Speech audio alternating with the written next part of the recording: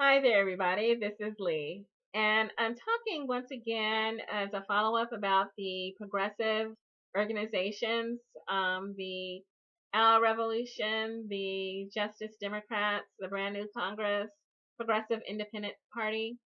They all have a goal to target the Congress, to overturn the Congress from the incumbents, the Democrats, the Republicans, and some independents that they plan to run. Some of these organizations are open to running centrist Democrats, moderate Democrats, corporate Democrats. Some of these organizations are open to running Democrats only. Others plan to run Republicans, and then maybe the occasional independent. And then the Progressive Independent Party seems open to third parties, running third party candidates. And then also independents, write-ins, things like that. Very fluid. I looked at all of these groups and I did decide that it's likely that I will remain a supporter of the Green Party, the machine that's already been established and is in place since 1984 to run candidates for office, progressive candidates. They have a structure that's working. It has been working to send candidates into office at the down ballot level. They put people into office with this past election, and there's candidates running in 2017, and I'm sure that they're lining up their roster for 2018 too, as well, the big dance. So, looking at all the machines that exist, or most of them, I mean, because even the coalitions that have sprung up as a direct result of Bernie Sanders' primary run in 2016 that seem kind of focused on maintaining the duopoly, which is our revolution, and then the brand new Congress and the Justice Democrats, that there are alternative machines. For instance, Socialist Alternative has a machine to put candidates into office, Peace and Freedom. There are all alternative groups that are working to get people into office. But my preference is for the Green Party. Um, and I looked at the Green Party's website and I noticed that there are a lot of documents there that explain how their machine works, their party organizing. They've got structures in place. There's a link here that I'll put in the description, and it's under organizing tools. And so I'll post a link to that. There's also a link to a page, what every Green candidate should know, and all kinds of information there going from why run, volunteers, fundraising, budgeting, platform, website, endorsements, media, things like that. Basically, everything every candidate should know, but definitely for what a Green Party candidate should know. Also, there's a large manual that's available. It's Green Party Candidate Recruiting Manual. It was written in 2004, but I looked through it and it still seems to apply. What are your goals?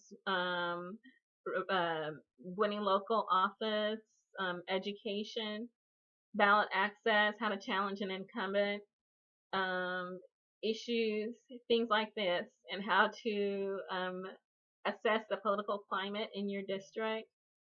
Um, Things like this, and I would go through it, but it's just so long.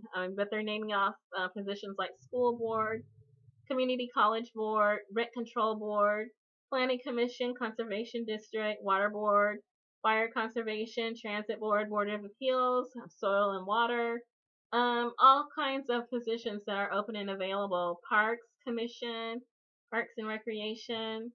There's been some wins and mayoral races, and there are about at least 20 large cities that have open mayoral contests in 2017. So besides the special elections, besides the the down ballot races in Virginia and New Jersey, there are a lot of large cities that have open mayoral positions. So there's lots going on. And so there's even a process manual for how to run local Green Party meetings, and then how to, let's see, what's the next one? Scrolling. And how to run a campaign. It's an actual Green Party campaign manual.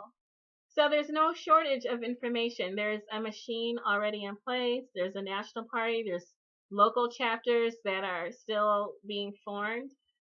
For instance, I know in Georgia there's the Atlanta chapter, and then there's been the establishment of a Savannah chapter. So there's expansion of the state parties. The word has gotten out about the Green Party, and more people are signing on to what the Green Party is about. And so there's all sorts of information here for people who are interested, that wish to operate outside the two-party system, based on what they've seen from the two parties during the 2016 election, that they want to go a third way. Some may want to run as independents or other third parties or as write-in candidates. But then definitely here's the machine that's established already with the Green Party, where if you do want to do that, you won't be alone. There are people that you can talk to. There are documents that you can use to assess your viability. Or if you're actually running someone's campaign, like you're the organizer of someone else's campaign, there's definitely information here. And so I mentioned that there are Greens running for office in 2017. There's Kenneth Mejia, who's running for Congress in the 34th District of Los Angeles, California. He's got his election date April 4, 2017. He ran as a write-in candidate in 2016, and then now he's a Green Party candidate. And so he's built up a lot of experience. He has a huge network. His social media is on point.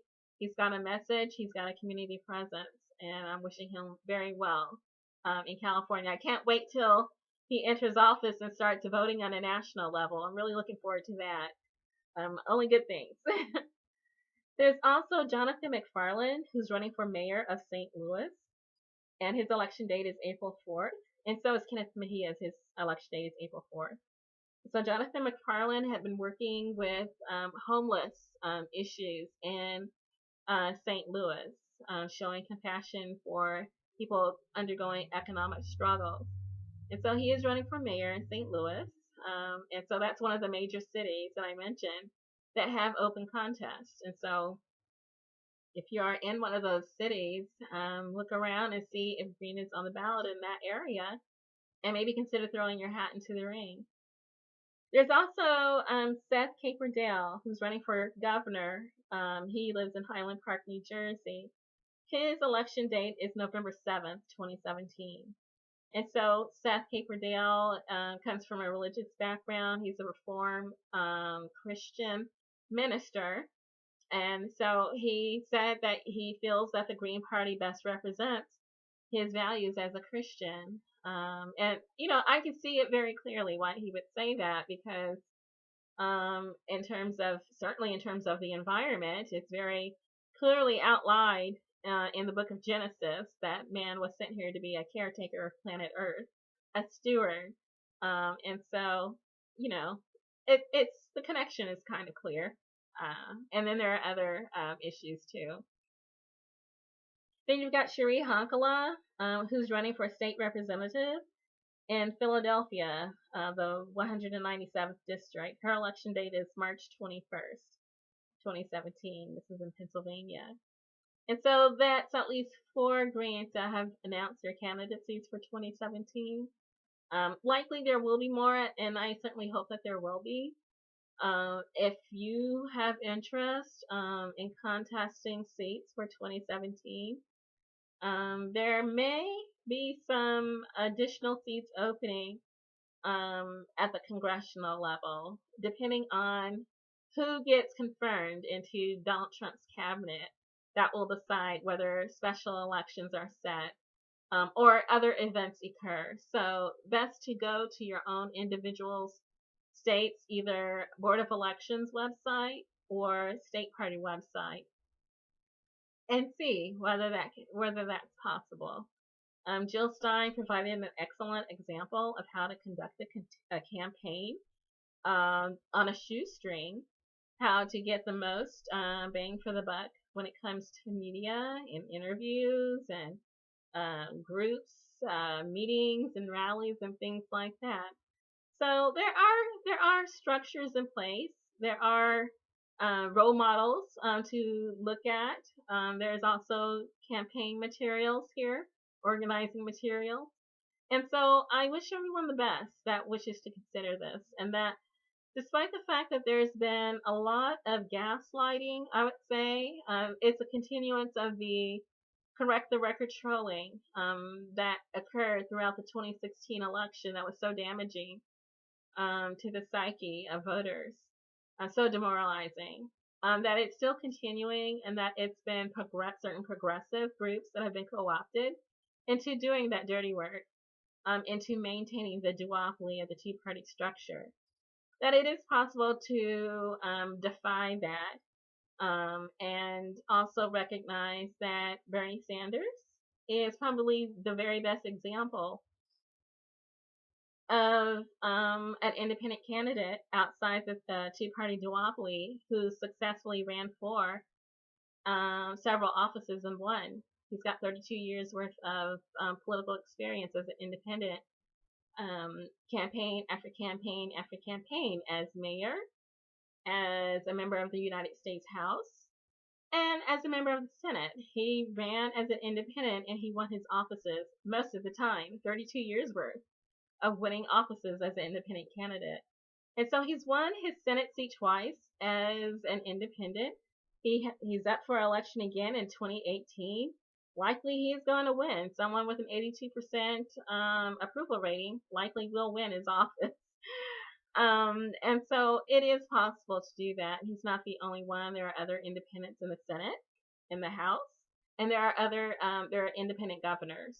And so some people keep saying that it can't be done, and we keep seeing that it has been done, and that therefore it can be done. It's not so easy, but it's not impossible either. And so keep your heads up, keep your eyes focused. Also recognize that there are people working very hard to make things easier for future campaigns, either third party or independent. Specifically, Jill Stein of the Green Party, Gary Johnson of the Libertarian Party, Rocky De La Fuente, who was a Democratic candidate who went independent. They have been on a rampage all across the United States, and state after state after state, filing court challenges on ballot access, debate access, media access, petitioning guidelines, all kinds of ways that they are opening up the system to third-party and independent challengers. And then also that some state legislatures are considering bills to open up their primaries, and not only that, to actually open up their voting systems to instant runoff voting, ranked choice voting. So things are happening right now, today, in the state legislatures, in the courtrooms, in the effort to send candidates into office. So things are changing. It's a little bit under the radar, but the system is being reformed little by little. It does take a lot of work, and that there are people who want to work against that. But you have to kind of decide what you want to do. And I'll just post those links in the description for people to follow, and they can make up their own minds, I think. Good luck.